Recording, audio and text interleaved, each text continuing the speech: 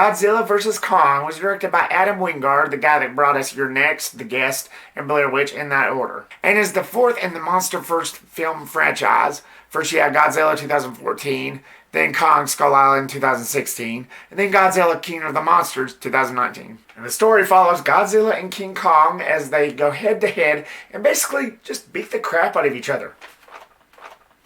Yeah. Growing up, I never really watched any of the old Godzilla or King Kong films, let alone the Godzilla vs. Kong old movie.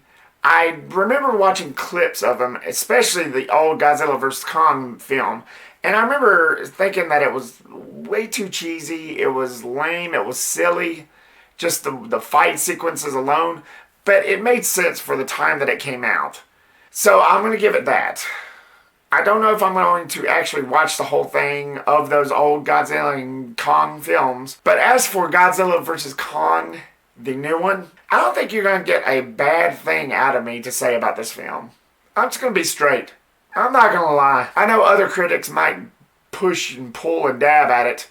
Because, you know, when you're a critic, you feel like you got to poke and prod and just find something wrong.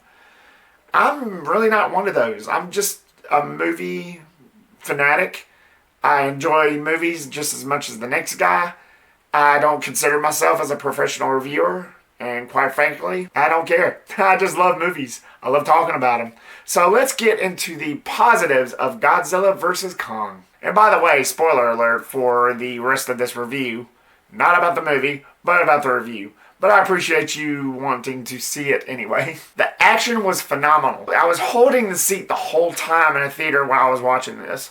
From shot to each frame, to each camera shot, to the way the monsters looked, it was so awesome. Not that I didn't get that same vibe in Godzilla King of the Monsters, which came out a couple years before this. Still, the action in this and the CGI, not to mention the CGI, the creatures look, just the way they would swing at each other, every punch, it was awesome. It was cool. I don't know how else to say it. It was just cool.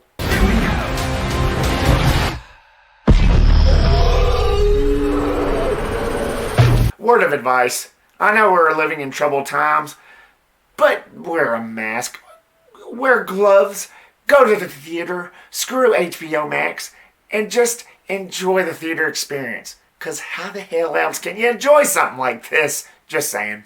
Okay, moving on. Like I said, the CGI was perfect.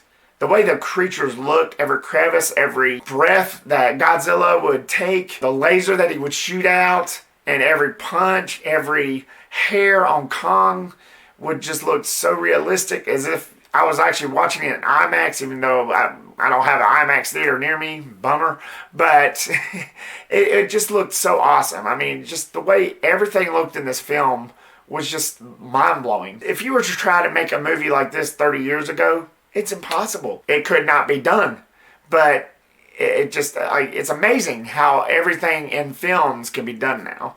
It's amazing that the technology that they have right now. The characters was a little bit better. I know I didn't really harp on this too much in the Godzilla King of the Monsters review, which I have up. I reviewed that when that first came out back in 2019. I gotta say, you know, after watching Godzilla King of the Monsters several times after I bought it on Blu-ray, now I have it on 4K. What can I say? I go back at some of the reviews and how bad the characters were preceded in that. I do see it right now. I do see that because after watching this film, the characters was better. I cared more for them. You have two sets of characters. You have Millie Bobby Brown, who returns from Godzilla King of the Monsters. You got the kid from Deadpool 2, and this other guy that does their thing, and quite frankly is kind of the comic relief of this. And you got another set of characters. Alexander Skarsgård, Rebecca Hall, and this little girl that apparently can somehow communicate with King Kong. And I thought that gave it a lot of heart. She was deaf and she used sign language, and somehow King Kong actually understood her. She was the only one in this whole entire film that was actually able to communicate with Kong. And I thought that gave it a lot of heart. It was kind of cute in a way, which made the story really good. The story was pretty strong. In the midst of Kong and Godzilla going toe-to-toe and beating the hell out of each other, there was something else at play here, which expanded the story pretty good. It was full of surprises, full of expectations, and it was just downright blast. It was a downright blast. The director, Adam Wingard, who's best known for You're Next, The Guest, Blair Witch, these low budget horror films, and then he goes and does something like this size, of this magnitude. See, that just goes to show me right there that no matter how deep your passion is, you don't always have to stick with one genre. And the way he handled Godzilla vs. Kong was excellent. After him doing these low budget movies and then him doing something of this size, of like really big, kind of reminds me of James Wan. How he started with the Saw franchise. He directed the original, and then he stuck on as a producer. Then he did Dead Silence, and then Death Sentence. And then years later, they picked him to do Furious 7. We all know that, how big a franchise that is. And then he did Aquaman like several years later. Men of many talents. Also, Robert Rodriguez. There's like plenty more I could probably think of. Adam Wingard, he did a really fantastic job on this film with the direction and the way he handled the story and the way he handled the characters. It really goes to show you that you can go the distance. And you don't always have to stick with one genre. It just goes to show you that no matter how you start off with, you can go the distance as long as your mind is up to it. And Adam Wingard, he did a fantastic job. So Godzilla vs. Kong is an entertaining film. And I'd recommend anybody to go see it in theaters how it's meant to be. I know we live in troubled times, but for something of this magnitude, you can protect yourself. They've got rules all over the theater. As long as you follow them, you'll have a good time. Go see this in theaters. Go see it how it's meant to.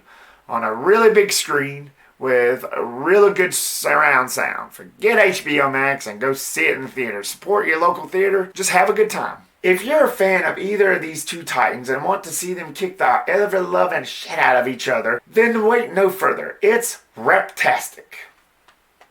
Yeah, in closing, you do see a lot of Godzilla and Kong beating the hell out of each other, and that all the while makes it worth it. So Godzilla vs. Kong, have you seen it yet? What was your thoughts of it? Are you a fan? Which of the two titans are you a fan of? Are you a fan of Godzilla, or are you a fan of Kong? Were you for Team Godzilla, or were you for Team Kong? Leave me your comment down below and give me your thoughts. Stay tuned for more videos and reviews coming soon. Like, subscribe, and share this video. It helps my channel out. Thank you so much, guys, for watching this video. Peace the rep out.